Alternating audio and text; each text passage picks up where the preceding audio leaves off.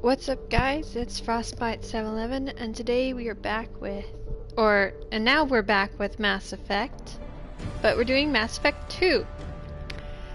So, without further ado, let's begin.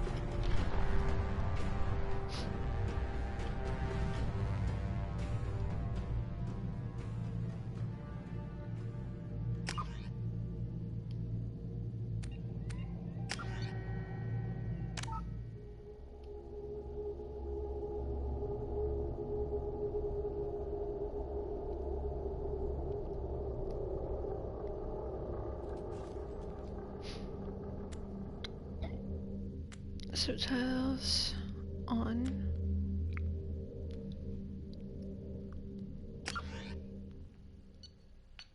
Elizabeth Shepard.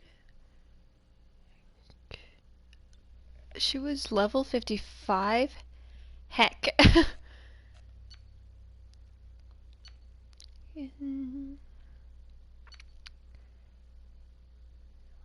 Rex survived.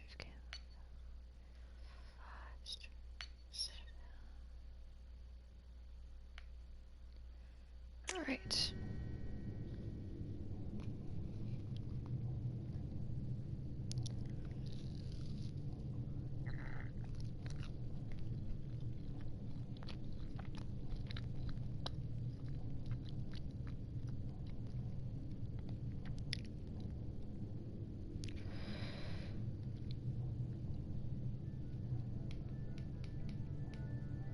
Shepard did everything right. More than we could have hoped for. Commander Shepard uncovered the truth. And still, it's not enough. We're at war. No one wants to admit it, but humanity is under attack. But they're sending her to fight Geth. Geth! We both know they're not the real threat. The Reapers are still out there. And it's up to us to stop them. The Council will never trust Cerberus. They'll never accept our help, even after everything humanity has accomplished. But Shepard, they'll follow her. She's a hero, a bloody icon. But she's just one woman. If we lose Shepard, humanity might well follow. Then see to it that we don't lose her.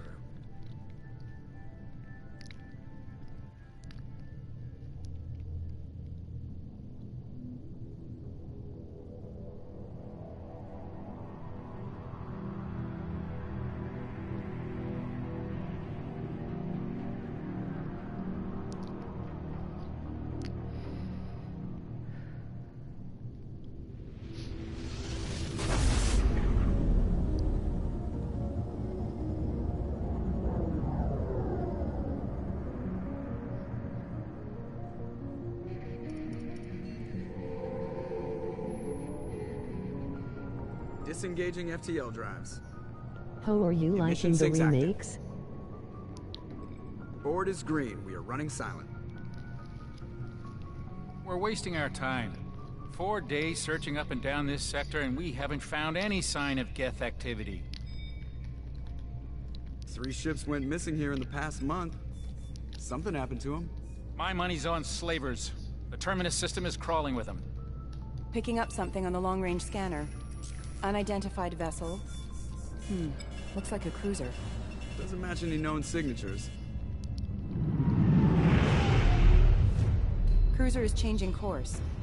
Now on intercept trajectory. Can't be. Stealth systems are engaged. There's no way a Geth ship could possibly... It's not the Geth. Brace for evasive maneuvers!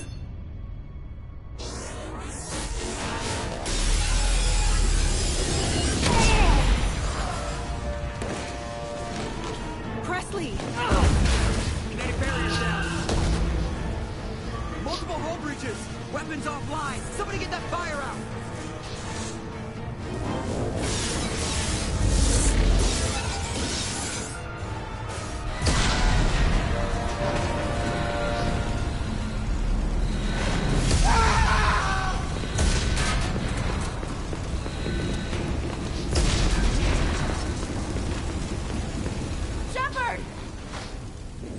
Distress beacon is ready for launch. Will the Alliance get here in time?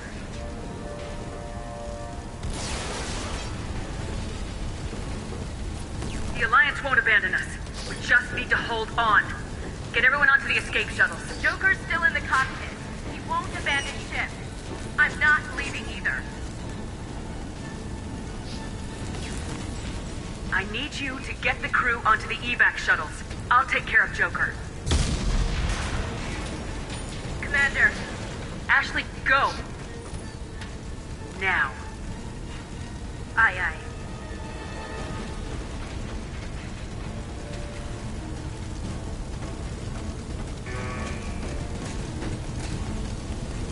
Everybody in! Go!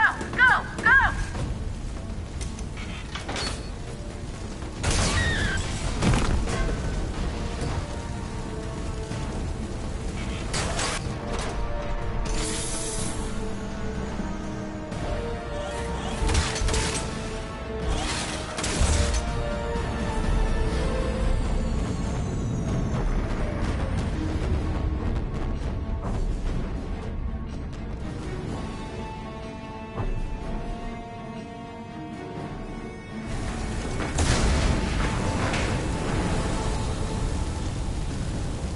I'm sorry, I don't mean to ignore you, it's just I don't like talking during cutscenes. Mayday! Mayday! Mayday! This is SSV Normandy! But I am liking the game so far. Mostly just the graphical things they fixed up. Heavy damage from an unknown enemy. But I've been wanting to play these games Come on, baby, hold together. Hold together. since they closed them down. Or since I moved and I wasn't able to play with them or play them again. So now I have access. And I like that the most.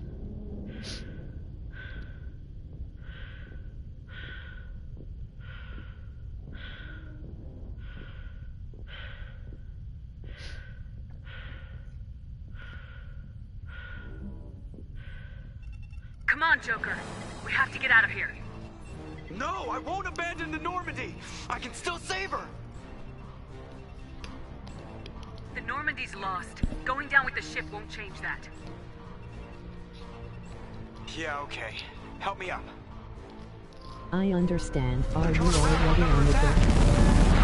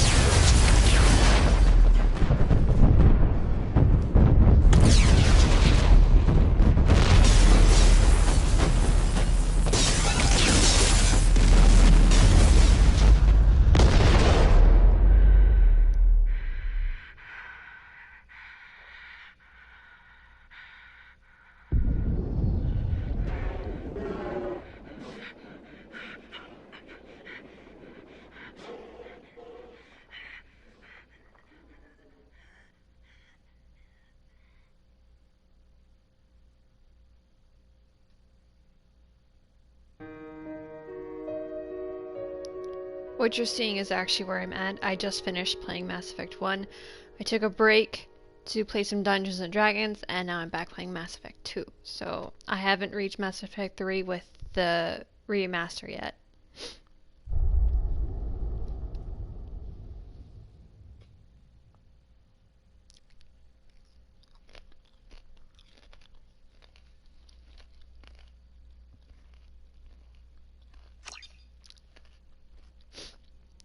Oh. Ooh. Just another routine mission. Why do they always say that before a mission? Of course it's routine. You haven't done anything yet. It's everything that happens along the way. The choices you make. Nice. The paths you choose. That turn the routine into anything but. course, that's how it started. A routine mission, answering a distress call. And look where that got me. We were testing out the Normandy, Captain Anderson's new ship, when the distress call came in. An Alliance patrol on Eden Prime had been attacked. They'd seen something they couldn't explain. And whatever it was massive. I hit the ground with my lieutenant, Kaidan Alenko. A good kid, loyal, by the book, with a talent for biotics. We came across the lone survivor of the patrol, Gunnery Chief Ashley Williams. A soldier to the core. Tough, disciplined, ready to take on whatever came her way. Ashley joined up with us and took us to the spot where she lost her squad. That's when we saw it. The ship. Like nothing I'd ever seen. It was massive, scorching the colony and everything around it as it blasted away. We followed the path of destruction to an artifact, a beacon left by a long-dead race called the Protheans. The colony had dug it up, and whoever attacked them had tried to take it. Lieutenant Alenko made the mistake of getting too close. Hit him with some type of energy. I grabbed him and threw him out of the way. That's when it hit me. Hard. Every muscle in my body went rigid. I couldn't move. Could barely breathe. Everything went black. And then I saw something. A vision. Dream. A nightmare. By the time I woke up, we were halfway to the Citadel on our way to meet the Council. I was expected to explain what I'd seen. Anderson came along. So did Udina, our political representative on the Citadel. With those two heavyweights, it seemed reasonable we could persuade the Council that the ship we'd seen was a potential threat. As was the individual behind the attacks. The main suspect for the Eden Prime massacre was a Turian Spectre named Saren. He'd been seen by one of the survivors from the colony at Eden Prime, and there was some evidence to suggest that the ship was connected to Saren. But even Udina's pointed accusations weren't enough to convince the Council. They just couldn't believe one of their chosen elite Spectres could be guilty of something like that. They needed proof, which meant I needed proof. Fortunately, I wasn't alone in my search. Garrus, another Turian, wanted to help. A top agent for Citadel security. Despite orders from his superiors that he shouldn't get involved, he told me he was suspicious of Saren and he had some useful leads. More importantly, he was willing to share them. That led me to Rex, the biggest and nastiest looking Krogan bounty hunter I'd ever seen. He turned out to be more than just a brute. It was his intel that led us to a fugitive with incriminating evidence on Saren. The fugitive turned out to be an energetic little Quarian named Tali. A tech expert with a knack for hacking. She procured some information on Saren. Evidence that proved Saren was dirty. Tali's evidence proved that Saren was responsible for the massacre on Eden Prime, and the immense warship we'd spotted was in fact Saren's flagship. But it went much further.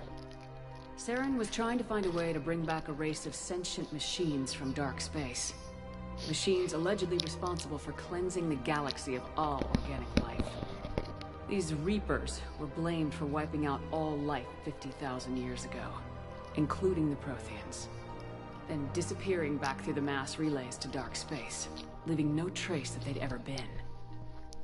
That explained why Saren was after the beacon, and it made some sense out of my visions, but not much else.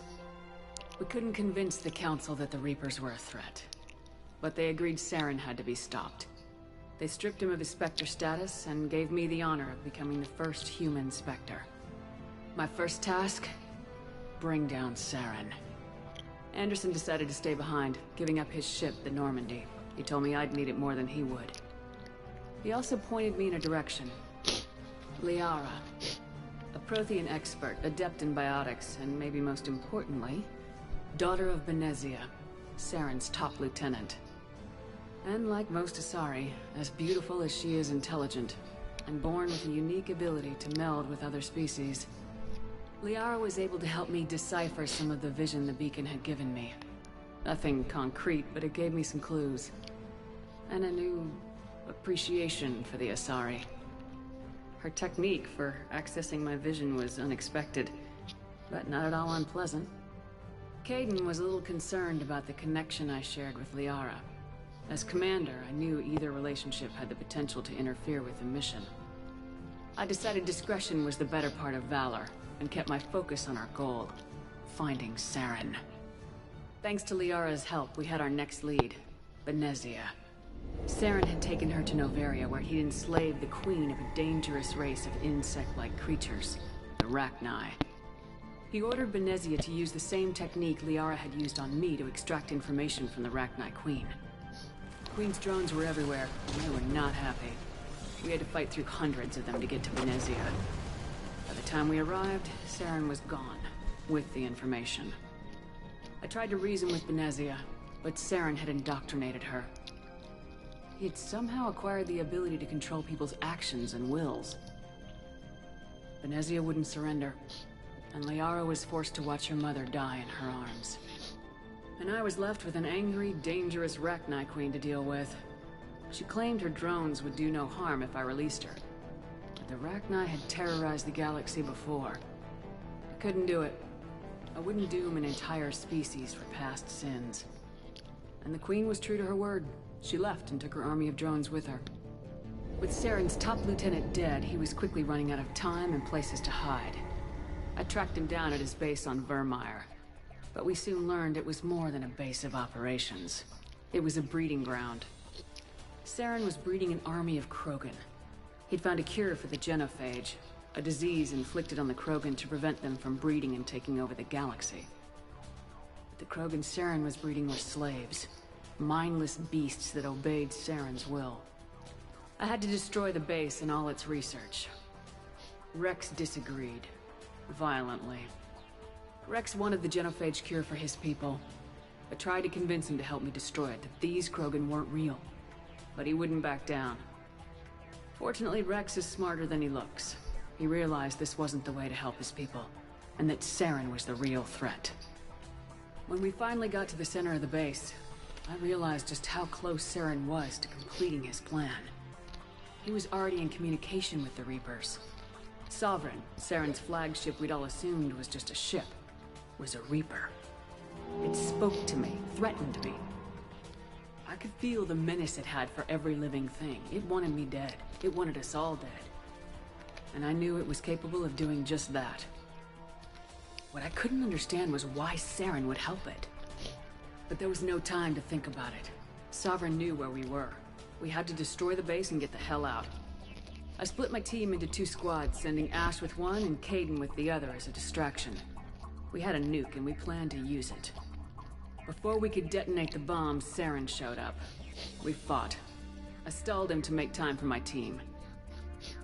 And in talking to him, I realized the truth. It wasn't Saren who was indoctrinating everyone. It was Sovereign, the Reaper.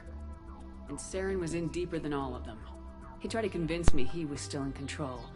Said he'd found a way to reduce the Reaper's influence, but he was kidding himself. Or believing the lies Sovereign was telling him. Before I could convince him to stop, he ran, leaving me just seconds to extract my squad mates. I tried, but I wasn't fast enough. I could only save one of them. Kaidan was a good man, and a great soldier. But I had to choose. And I chose Ash. That was the last time Saren would slip away from me. I knew then, the next time we met, one of us would die. With my team mostly intact, we chased Saren and his army to Ilos, a long-lost planet that had once belonged to the Protheans. As we prepared for what we knew would be a desperate fight, I spoke to my crew. We were just one ship, against Saren's growing army. I assured them all that despite the odds, we could defeat him. I'd never tell anyone, but I had my doubts.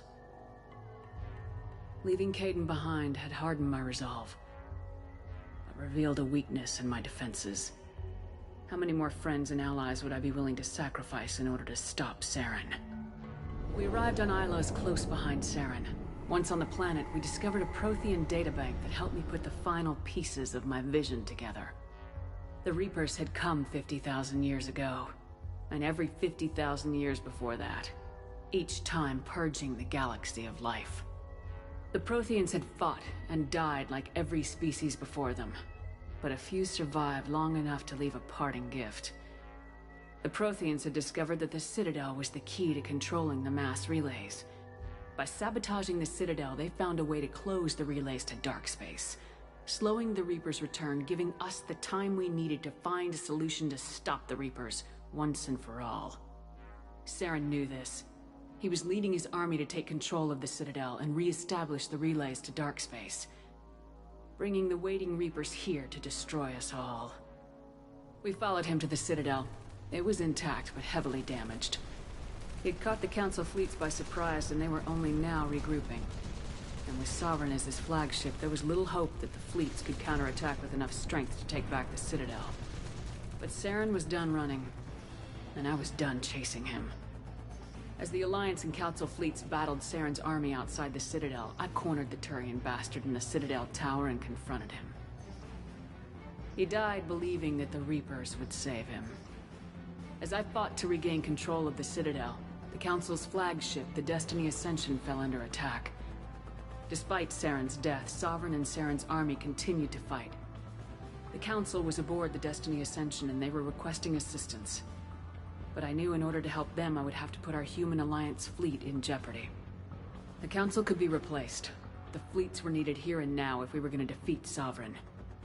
Even with the Citadel back in my control, Saren defeated and the Normandy leading the combined galactic fleet. The battle against Sovereign, a single Reaper, was relentless.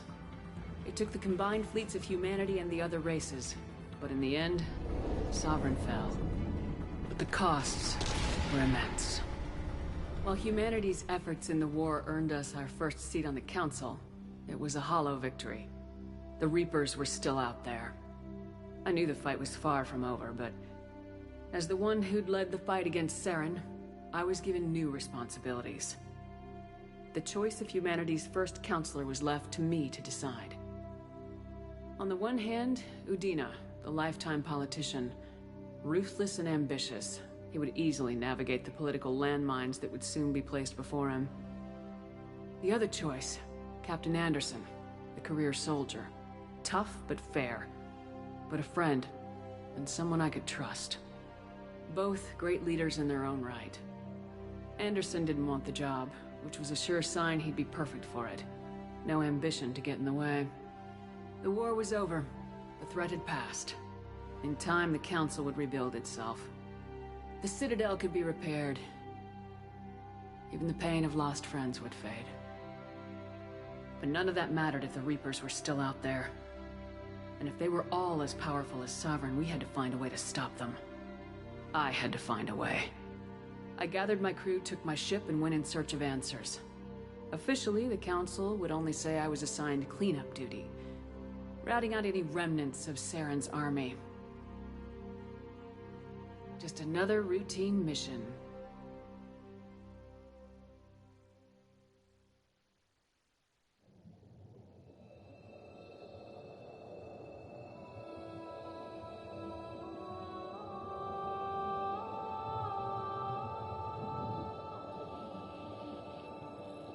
Commander Shepard has been recovered. The Lazarus Project will proceed as planned.